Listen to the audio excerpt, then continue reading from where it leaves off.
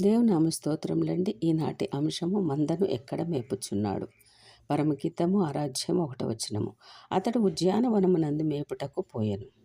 వాక్యమును గమనిస్తే అతడు అనబడే క్రీస్తు ఎక్కడికి పోయెను అనే మాటను గమనిస్తే ఆయన తన ఉద్యానవనమునందు మేపుటకును పద్మములు ఏరుకొనుటకును వెళ్ళాడని క్రింద వచనంలో రాశారు. క్రైస్తవ సంఘమును ఎక్కడ మేపితే ఏ వాక్యములతో ఏ సందేశములతో వారిని ఆత్మీయ స్థితిలోనికి తీసుకురావాలని దేవుడు ఆశపడుచున్నాడు. తన ప్రియుడు ఎక్కడికి పోయినని ప్రశ్నించారు కదా. తన ఉద్యానవనమునందు తన మందను మేపుటకు వెళ్ళాడు. ఉద్యానవనమన్నా జలాశయమన్నా సంఘమునకు పర్యాయ పదములు. దేవుడు తన మందను ఎక్కడ మేపుచున్నాడంటే తన ఉద్యానవనమునందు, అనగా తాను ప్రతిష్ఠించుకున్న ప్రత్యేకపరచుకున్న తన సంఘములో సహవాసంలో ఒక్కొక్క గొర్రెను దేవుడు మేపుతూ ఉన్నాడు. ప్రారంభ ఉపదేశములలో, నా ప్రియుడా, నీ మందను ఎచ్చట మేపుదువో, మధ్యాహ్నమందు నీ మందను ఎచ్చటికి తోలుకొని పోవుదువో నాతో చెప్పుము. ముసుగు వేసుకొనిన దాననై, అనగా ఈ లోకంలో తిరుగుతున్న నాకు ఆత్మీయ స్థితి లేక, ఆధ్యాత్మికమైన ప్రయాణం లేక, విశ్వాసులకు భక్తులకు నా ముఖము చూపించుకొనలేక, ముసుగు వేసుకున్న నేను నీ జతగాండ్ల మందలో నేనెందుకు ఉండవలనని ఆవేదన కలిగి ప్రశ్నిస్తే, దేవుడు, నారీమణి సుందరి, అది కూడా నీకు తెలియదా అన్నాడు. అనగా జాలిపడే స్థితి కాదు, కోపపడే స్థితి కాదు, అని వెల్లడి అగుచున్నది. ఆయన తన మందను ఎచ్చట మేపుచున్నాడో నీకు తెలిసి ఉండాలన్నమాట. అనగా ఏ సంఘములో ఆత్మీయ పాఠములతో బలపడగలమో తెలిసి ఉండాలి. క్రీస్తు తన సంఘమును ఎక్కడ ఆత్మీయంగా ఎక్కడ బలపరుస్తున్నాడో ఆ సంఘమునకు వెళ్ళాలి.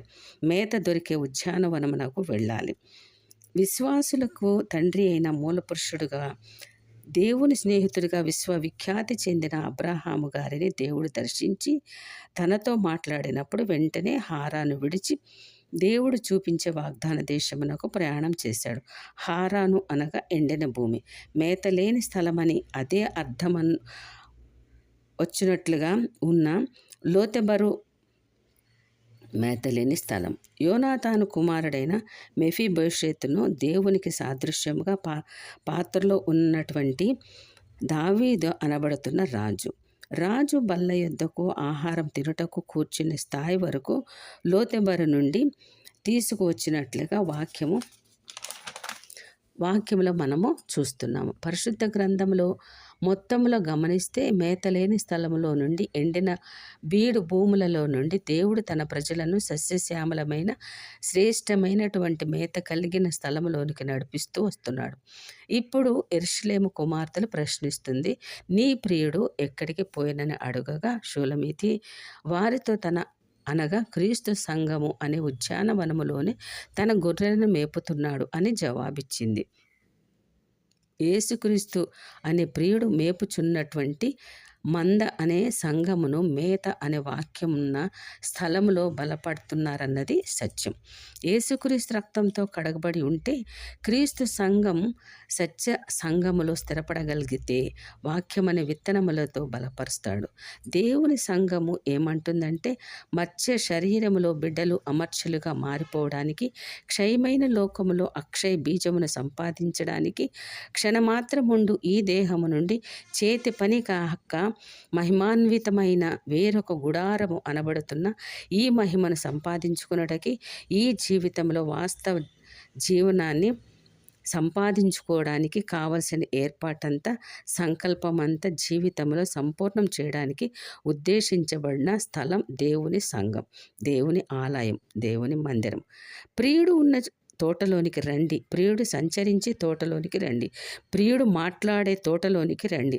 ఎక్కడ దేవుని స్వరం వినబడితే పశ్చాత్తాపం వస్తుందో, దేవుని భయభక్తులు కలిగి విశ్వాసం కలుగుతుందో ఆ చోటికి రావాలని ప్రభువు కోరుచున్నాడు. ఆయన తన ఉద్యానవనములో, అనగా సంఘములో మేపుచున్నాడు.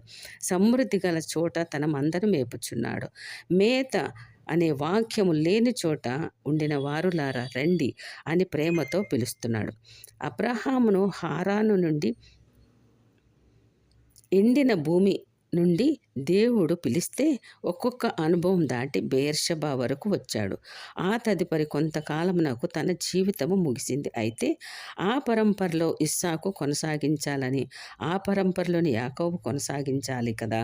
కానీ విచారంగా యాకోబు దేవుడు దిగివచ్చి మాట్లాడిన చోటు, దేవుడు సాక్షిగా నిలబడిన చోటు, రాజులను దేవుడంటే తెలుసుకునేలాగున కనువిప్పు కలిగించిన చోటు. అలాంటి బెయేర్షెబా నుండి హారానుకు అనగా ఎండిన స్థలమునకు యాకోబు నీ తాతగారైన అబ్రహాము గారిని, నీ కుటుంబము ఏ ఎండిపోయిన స్థలములో నుండి, ఏ మేత లేని స్థలములో నుండి, ఏ దేవుడు లేని చోటు నుండి, ఏ జీవము లేని చోటు నుండి దేవుడు ఇక్కడికి నడిపించాడు. మరలా యాకోబు హారానుకు అనగా ఎండిన భూమికి బయలుదేరాడు. ఇక బ్రతుకులు యాకోబు యొక్క జీవితం ఎలాగ బాగుపడుతుందండి? అడుగడుగున యాకోబుకి కష్టాలే. హారానుకు వెనుక తిరిగినప్పుడు 20 సంవత్సరములు నిద్రలేని రాత్రులు బ్రతికిన జీవితం యాకోబుది. ఎందుకు అంత పరిస్థితి? హారాను వైపుకు వెళ్ళడమే. ఎండిన చోట, మేత లేని చోట. అది కాదు కదా నీ దారి. మెఫీబోషెతుల వలె లోతుబరు ఇంటిలో ఉంటే, మాకీరు ఇంట్లో ఉంటే, మేతలేని స్థలంలో ఉంటే, నిన్ను వెదికి వెంటాడి ఒక సమృద్ధి గల సంఘంలోనికి, సమృద్ధి కలిగిన మేత దొరికే చోటికి దేవుడు నడిపిస్తే, ఒకవేళ యాకోబు వలె స్వచిత్తమును నెరవేర్చుకుంటకు మరలా హారాను అనగా ఎండిపోయిన వైపుకు వెళుచున్నావేమో జాగ్రత్త. దేవుడు మేపుతున్న ఉద్యానవనంలో నీవు ఉండాలని కోరుతున్నారు. ఆయన మేపుచున్న ఉద్యానవనంలో ఉండాలి. ఆయన మేత నీకు అందాలి. నీవు పుష్టిగా ఎదగాలి. వాక్యములో, ఆరాధనలో, స్తుతులలో, ప్రార్థనలో, సుడిగాలులో, పెను తుఫానులు, భూకంపంలో కదల్చలేని ఒక స్థిరమైన వ్యక్తిగా నీవు నాటుకొని పోవాలి. సంఘములో యేసుక్రీస్తు మేపే విధానము ఎలా ఉంటుందంటే, ఆయన పద్మములు ఉన్న చోట మేపుతున్నాడు. పద్మములు అనగా తామర పువ్వులు. పల్లెటూళ్ళలో, కొలనులో, చెరువులు, కాలువలలో పద్మములతో నిండి ఉంటాయి. కాడ చాలా పొడుగుగా ఉంటుంది. ఇట్టి పద్మములు ఉన్న చోట అనగా కాస్తంత లోతైన నీరు ఉంటే తప్ప, సమృద్ధి జలము ఉంటే తప్ప పద్మములు పూయవు, అనగా మంచి రంగురంగులుగా రావు. దేవుడు చెప్పేది సంఘమును లోతైన అనుభవంలో, ఆధ్యాత్మికమైన ఆరాధన వాక్యములలో బలపరుస్తాడు. అనగా విశ్వాసిని బలపరుస్తూ ఉంటాడు. లోతైన అనుభవంలో తామర పువ్వు ఏ విధంగా కాడ అంత పొడవుగా ఉండి లోతుగా కింద ఉన్న నీళ్ళలో, మట్టిలో ఉంటుందో, అటువంటి అనుభవములే ఆహారముగా మేపుతున్నాడు. ఈ అనుభవముతో ఆత్మను బలపడుతుంది. ఆత్మలో బలపడిగలిగిన మానవ శరీరమును ఓడించగలిగినంత బలము ఆత్మకు వచ్చినట్లుగా, బూర మురోగినప్పుడు రెప్పపాటులో కొనుపోబడిన బలము ఆత్మకు వచ్చినట్లుగా అనుభవములు నేర్పిస్తాడు. ఆ అనుభవములు ఆహారం అవుతాయి. ఎఫెసీ పత్రిక 5వ అధ్యాయం 1 ప్రారంభంలో ప్రార్థనలో, భక్తిలో, విశ్వాసంలో, పరిచర్యలో, సమర్పణలో, ఉపదేశంలో, అభిషేకంలో, ఆత్మల సంపాదన, లోతైన అనుభవంలోనికి రావాలి. లోతుగా ఉండినప్పుడే ఎన్నో అనుభవాలు మనకు నేర్చుకోగలుగుతాం.